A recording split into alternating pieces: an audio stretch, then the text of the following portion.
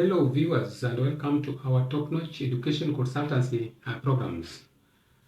We still want to continue to discuss the set books, and this is what we've been doing for a while now, and I believe that our discussions have been helpful to you even as you teach our students and as you prepare our candidates for the national examinations.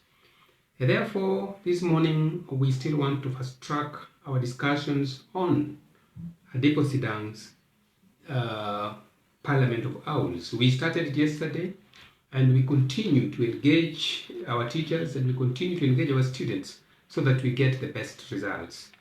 In our today's program, we will be discussing a kind of a question, because remember that I said yesterday that paper 3, where we will be discussing the option of set books, it is about essay writing, and I was very categorical that in essay writing we are looking at the following: morality.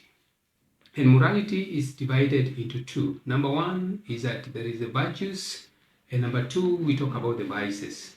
So in our discussions, at the end of the day, we must make what we call the moral judgments, whether maybe something that has been done is right or what has been done is wrong. So today, let me just give a kind of a question to probe your mind a bit as we continue to discuss Adepo Sidang's Parliament of OWLS. Politics is a dirty game which causes misery to the citizens. I want to discuss this in line with Act 1 only. I'm just talking about Act 1 and how are we able to discuss this question within the context of Act 1. I remember that there is a bird called the red string, and the red string in this context is presented as a bird, or a bird that is sycophantic. It's a sycophant. At the same time, red string is presented as a Mr. Fix-It. Of course, we are told that he is an advisor to the royal owl. And this is something that's very common in our politics, where we have those whose work is to fix things for the politicians. They become the best power brokers, and also they are considered advisors to the leaders.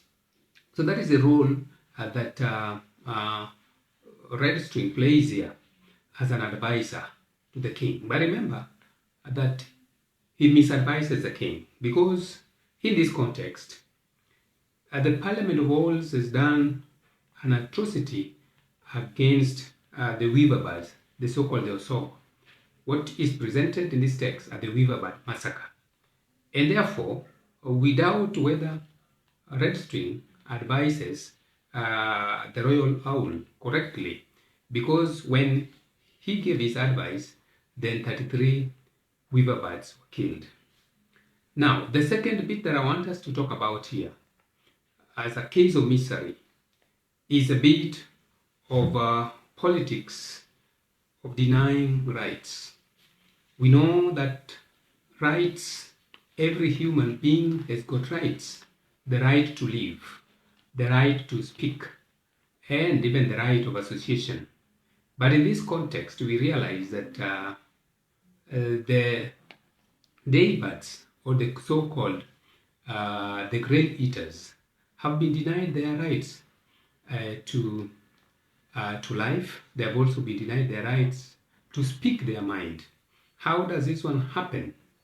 There is that politics that can deny certain rights, like right to life.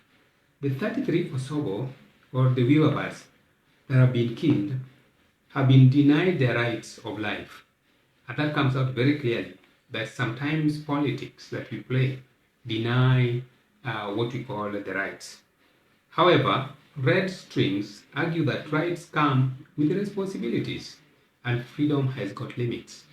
I think that is a way in which they are trying to guard these rights and freedoms, because even within what is right and within those freedoms, they are talking about responsibilities and limits. So that means that there is a way in which our Parliament of OWLS is trying to interfere with the rights to life and the rights to speak your mind. Now, when you read the text again within the context of Act 1, we realize that there is tribalism. How do we know that there is a politics of tribalism here? Remember that the two rival groups of birds have been departmentalized. We have the day birds, or the so-called the grain eaters. On the other side, we have the night birds, where the owls belong. So there is that kind of tribalism. And here we are told that the day birds or the grain eaters will never have the opportunity to lead. And that is what the red string says. If you read through the context, we realize that there is an argument that power will still remain in the hands of the night birds or the omnivores. And because we, the owls, have the largest eyes, we will always be at the helm. Daybirds and grain eaters will never have a chance to run this kingdom. So you realize that there is that tribalism, what we call ethnicity, where there is a group of birds that believe that they will actually be the leaders, the rulers, while the other side, we will not have the leaders. So politics can bring this bit of tribalism, where we ethnicize the community, so that we create some kind of animosity between tribes or between two groups of people, that it is us who are supposed to rule and you're not supposed to do it.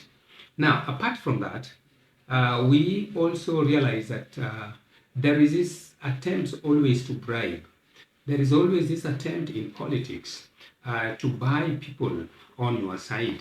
And in this case, we are told by Osogo that the python actually plays ball with the so-called the parliament of OWLS, because anytime they act and kill, they throw the bodies of those that they have killed, or they throw those that they want to kill to the python to eat. So you realize that there is that collision between the python. Of course, the pythons are carnivorous, but their services are enlisted so that they frustrate the other group. So usually there is this politics of collision. They bring in those they think they can use to play around with other group of people. So I wanted to bring this to light, even as we continue to discuss the Parliament of Course. We will still continue to engage with them as we continue to present these ideas to you. Thank you, and may God bless you.